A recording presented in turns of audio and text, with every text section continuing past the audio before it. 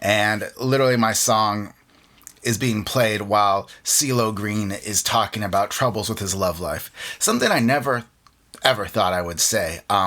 But as CeeLo Green pours his heart out about his marriage difficulties, there is my track just jaunting around in the background.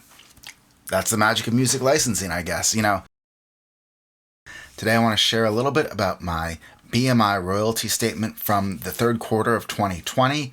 This was just released Friday, I guess, of March 2021.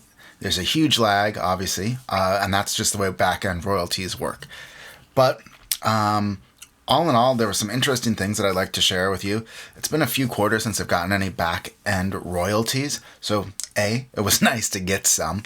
But B, this was not at all my biggest royalty payment. I've gotten royalty statements for probably almost $3,000 total, including one that was almost $2,000. So to get a $47 statement isn't super exciting, but there are some very exciting things, I think, built into it. If you want to learn how to license your music, how to start earning back-end royalties, how to start getting your music in movies and TV and all of that, then click below because I've got a free 5-day music licensing challenge. It'll help you learn how to license your music, start getting paid for it, and then, many quarters later, maybe starting to earn these royalties. Now let's watch the intro.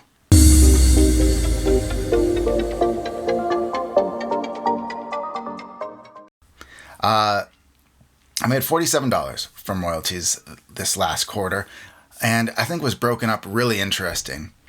The first thing, though, I want to say is that this royalty statement was based on 1, 2, 3, 4 different songs of mine.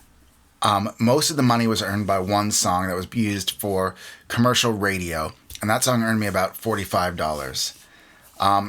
Another show was on a outdoor channel show called Hollywood Weapons, Fact or Fiction, and that song earned me about 50 cents.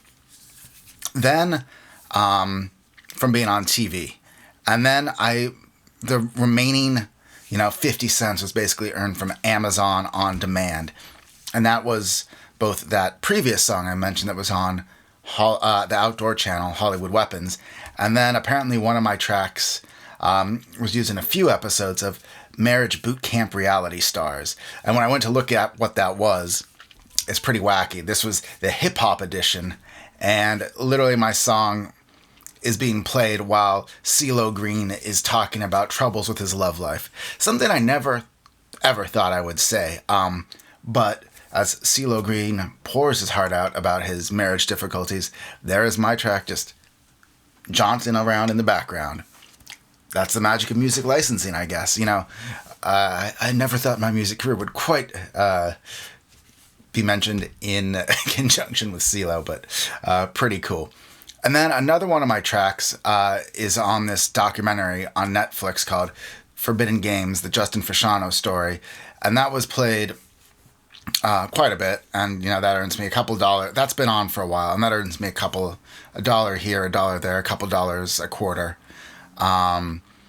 So yeah, I think what I really wanted to say is interesting is that about half of these tracks I got placed I didn't pitch directly, but they got placed, through stock music libraries, and the other half got placed through exclusive libraries. And I've worked with a few exclusive libraries over the past few years.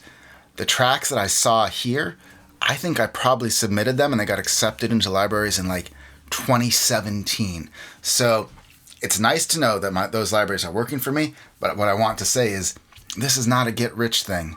Not a get-rich-quick thing, first of all, and then also $47 is not a get-rich, but basically it takes you time to get a library's attention. Then it takes a couple of months, in my experience, for the libraries to get everything squared away, accept your edits, sign all the paperwork.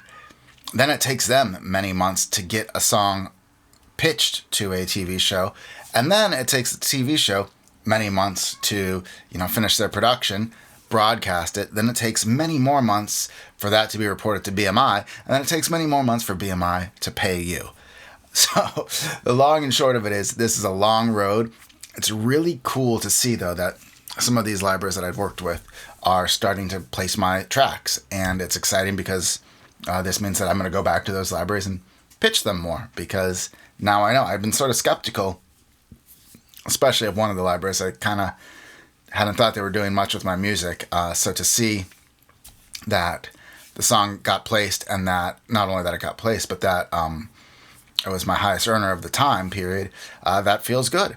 So that's all I wanted to say about my licensing. I wanted to inspire you to stay motivated, because it's really easy to get demoralized with music licensing because you just don't see any information for months or quarters or years. And so just know that as long as you keep grinding at it, if you follow the steps in that free crash course down below, eventually things will start to square out, but it can take some time. So just keep grinding along, do what you can do, keep improving, learn how to make better music, learn how to, write better music, learn how to produce better, learn how to mix, master, use compression, all of that, and learn how to understand the business of music licensing. Like I said, there's a free crash course down below. Go check it out. Take care. And hopefully next time I have something even more inane to report than CeeLo Green talking about his love life while my music plays in the background.